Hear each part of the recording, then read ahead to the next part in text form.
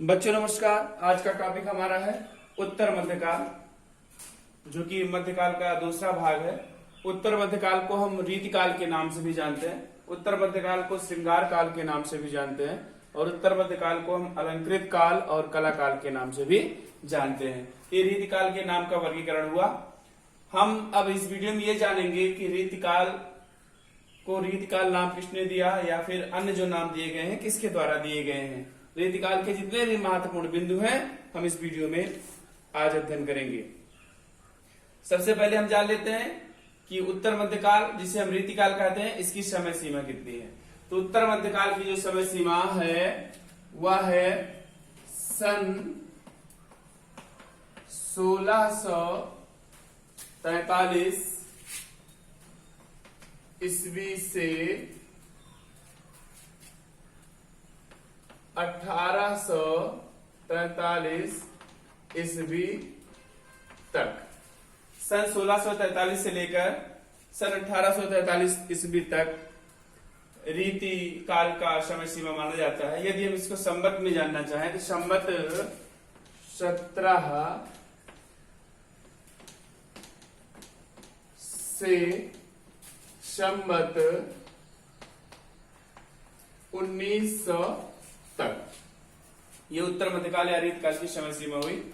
अब हम ये देखेंगे कि रीतिकाल को रीतिकाल नाम किसने दिया। जी, रीतिकाल को रीतिकाल नाम आचार्य रामचंद्र शुक्ल जी ने कहा। आचार्य रामचंद्र शुक्ल जी ने उत्तर मध्यकाल को रीतिकाल कहा है।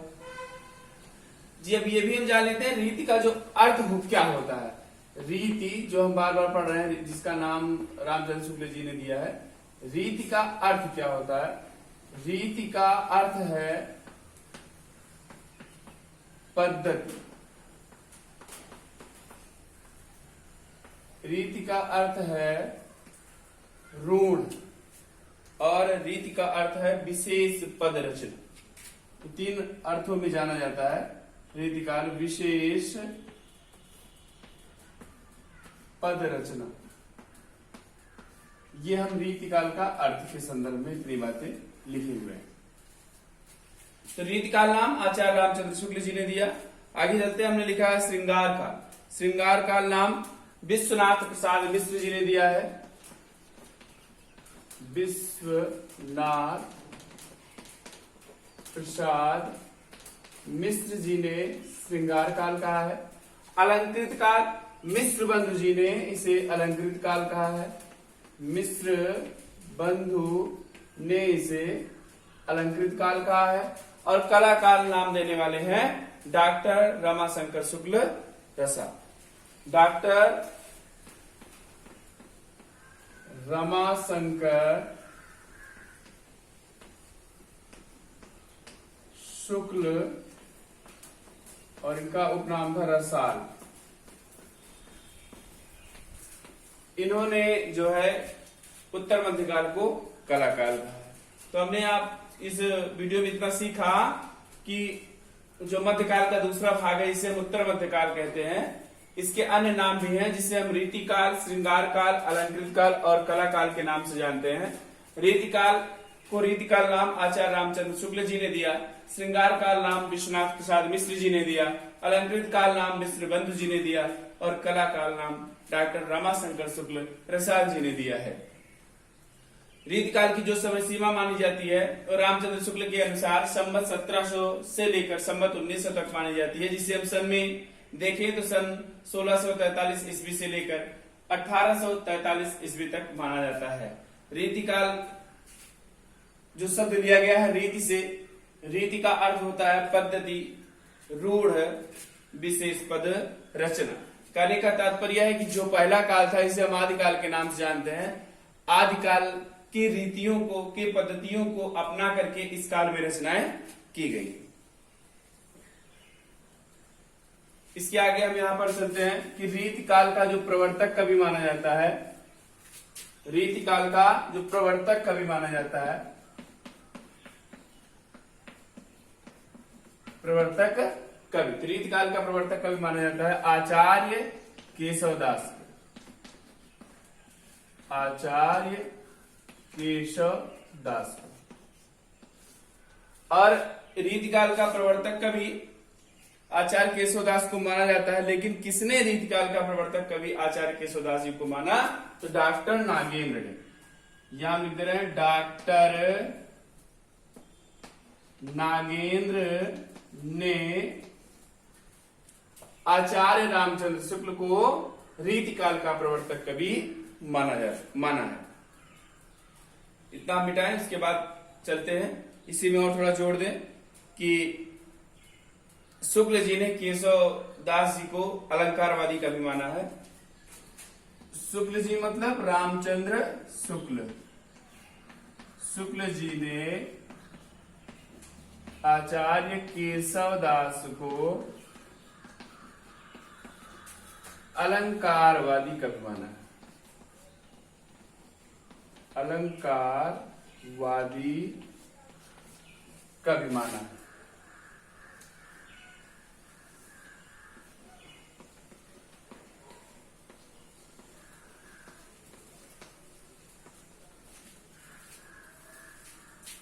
ये महत्वपूर्ण बिंदु, हम इसके आगे चलते हैं। इसे आप अच्छी तरीके से नोट कर लीजिए।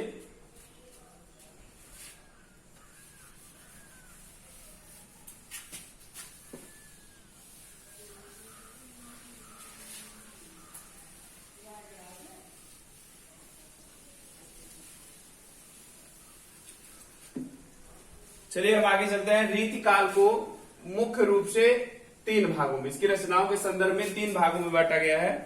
पहला जो भाग है उसे हम कहते हैं रीतिबद्ध, यहां लिख दे रहे हैं। पहला भाग है उसे हम कहते हैं रीतिबद्ध। दूसरा है रीति मुक्त।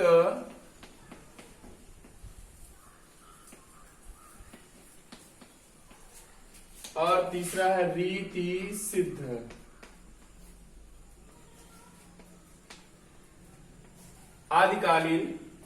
रीतिकालीन रचनाओं को 3 श्रेणियों में बांट दिया गया। पहला रीतिबद्ध, दूसरा रीति मुक्त और तीसरा रीति सिद्ध। जो रीतिकालीन रचनाएं हुई ये मुख्य रूप से 3 भागों में, 3 श्रेणियों में विभक्त थी, जिसमें प्रबंध काव्य था, मुक्तक काव्य था और नाटक था। ये तो बात की बात हुई। लेकिन रीतिबद्ध में कौन कौन से कवि आते हैं, रीति मुक्त में कौन से प्रमुख कवि हैं और रीति सिद्ध के कौन कौन से कवि हैं, इनकी विषय में हम जान लेते हैं। पहला है रीतिबद्ध। रीतिबद्ध के जो सर्वश्रेष्ठ कवि है उनका नाम है आचार्य केशवदास। आचार्य केशवदास। इसके बाद दूसरे हैं आचार्य चिंतामणि।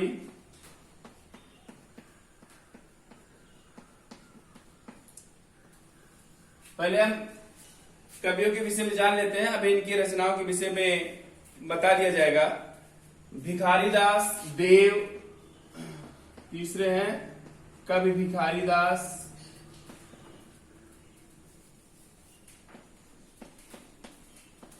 देव कवि, भिखारीदास देव कवि। मतिराम,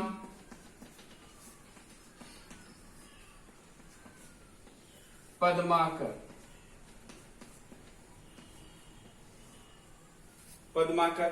रीति मुक्त में घनानंद जी सर्वश्रेष्ठ कवि रीति मुक्त के हैं। घनानंद जी, आलम, बोधा। घनानंद जी, आलम, बोधा, ठाकुरदेव, ठाकुर और यहां पर लिख देते हैं द्विजदेव। द्विजदेव रीति मुक्त कुछ प्रमुख कवियों के नाम हुए। रीति सिद्ध में आ जाते हैं बिहारीदास,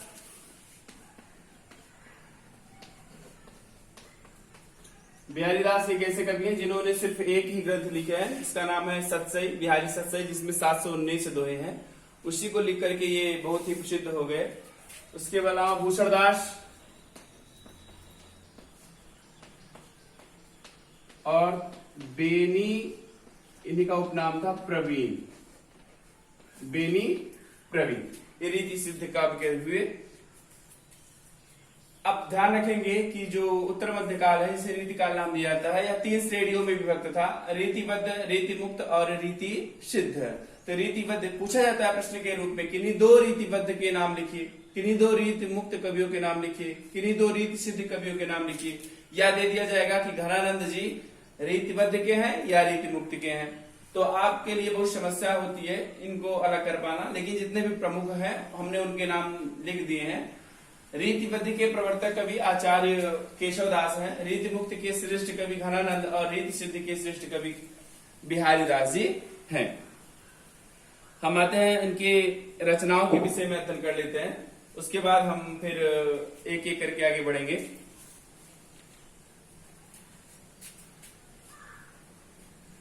इधर मिटा देना।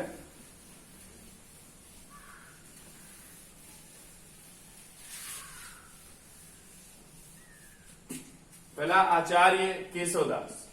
आचार्य केशवदास की बात कर ले हम, तो आचार्य केशवदास की जो प्रमुख रचना है वो है रामचंद्रिका। सबसे प्रसिद्ध रचना है, इसे आप जरूर याद रखिएगा, रामचंद्रिका, जो कि एक प्रबंध काव्य में लिखा गया महाकाव्य है। रामचंद्रिका आचार्य केशवदास द्वारा लिखा गया एक महाकाव्य है, जो कि प्रबंध काव्य में लिखा गया है। इसके अतिरिक्त कवि प्रिया और रसिक प्रिया, कवि प्रिया, रसिक प्रिया। देखिए यहां तक थोड़ा सा जाता है। एक रचना है कनु प्रिया, जिसे धर्मवीर भारती जी ने लिखा है, और इनकी रचना है कवि प्रिया आचार्य केशवदास की। आगे हम चिंतामणि जी की रचनाओं पर चलते हैं। इन्होंने 9 श्रेष्ठ रचनाओं को लिखा है, और 9 रचना में से लगभग 5 रचनाएं इनकी उपलब्ध हो पाती हैं। इनकी पहली रचना है कवि कुल कल्पतरु। कवि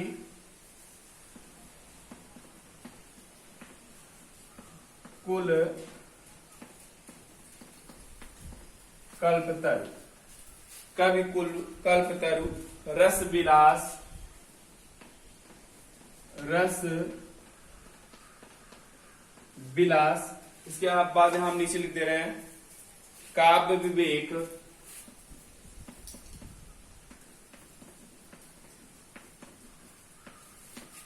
श्रृंगार मंजरी,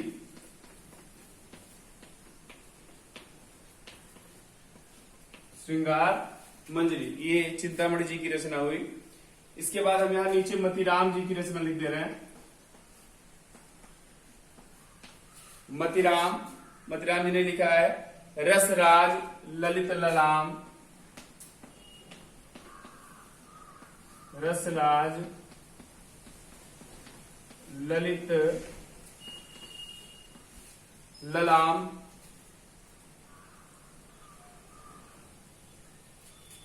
सतसई।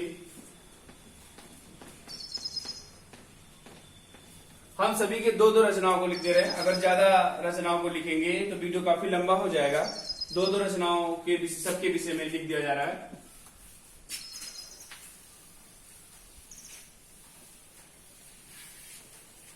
इसके बाद हम भूषण जी का भी लिख लेते हैं। भूषण जी की है शिवराज भूषण शिवा बावनी, शिवराज भूषण, और इनकी दूसरी रचना है शिवा बावनी। इसके बाद हम लिखते हैं आचार्य देव जी का भाव विलास। आचार्य देव की रचना है भाव विलास, भवानी विलास, भवानी विलास। बिहारी दास जी की एक ही रचना है, जिसे मैंने पहले ही बता दिया है, बिहारी दास की बिहारी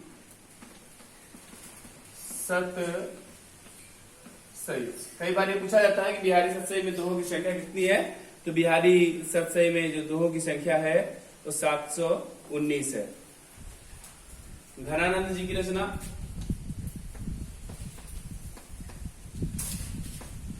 घनानंद जी ने लिखा है सुजान हित प्रबंध कृपाकंद निबंध, सुजान हित प्रबंध कृपा कंद निबंध, कृपा कंद निबंध, ये घनानंद जी की रचना है। घनानंद जी की रचना के बाद हम भिखारी दास जी की रचना ले देते हैं। इसके लिए हम यहाँ पर थोड़ा सा मिटा दें। भिखारी दास की रचना है काव्य निर्णय। भिखारी दास की रचना है काव्य निर्णय, श्रृंगार निर्णय।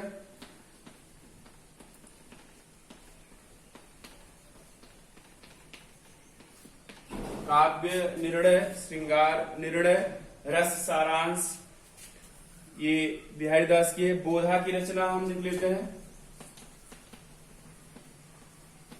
कवि बोधा, कवि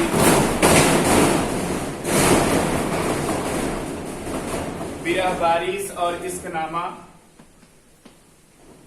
विरह बारिश और इश्कनामा बोधा जी की रचना है।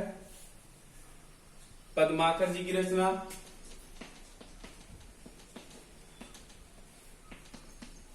जगत विनोद, पद्माकर जी की रचना है पद्माभरण गंगा लहरी।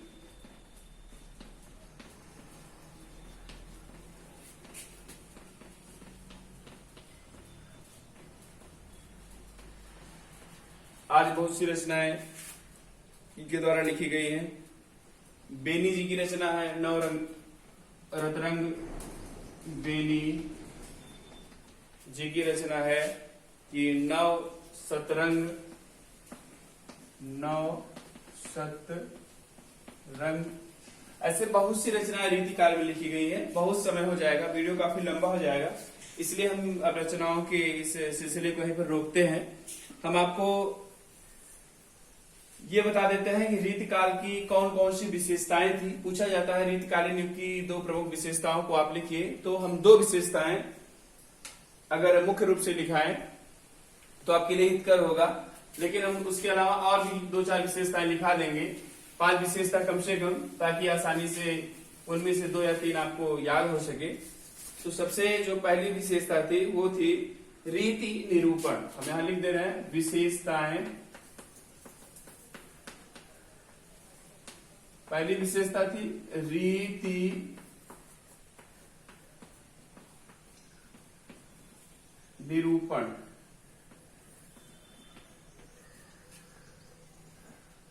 जो दूसरी विशेषता है वो है श्रृंगारिकता।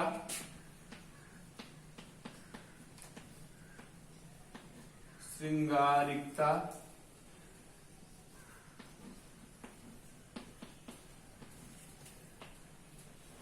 तीसरी विशेषता है राज प्रशस्ति।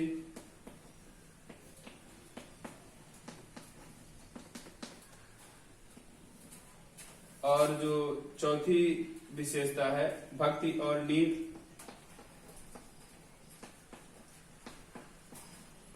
भक्ति और नीति। 5वीं है अलंकारिकता।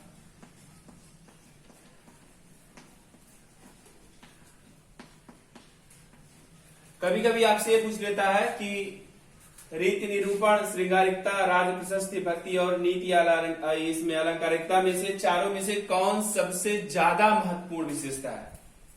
तो आप जान लीजिएगा, अगर ऐसे ऑप्शन दिए रहे 4 विशेषताओं में और ये पूछा जाए रीतिकाल की सबसे महत्वपूर्ण विशेषता कौन सी है, तो उसमें आपका दूसरा ऑप्शन अर्थात श्रृंगारिकता सही होगा।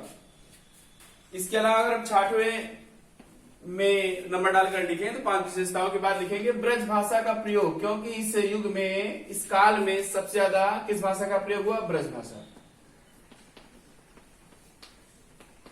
ब्रज भाषा का प्रयोग।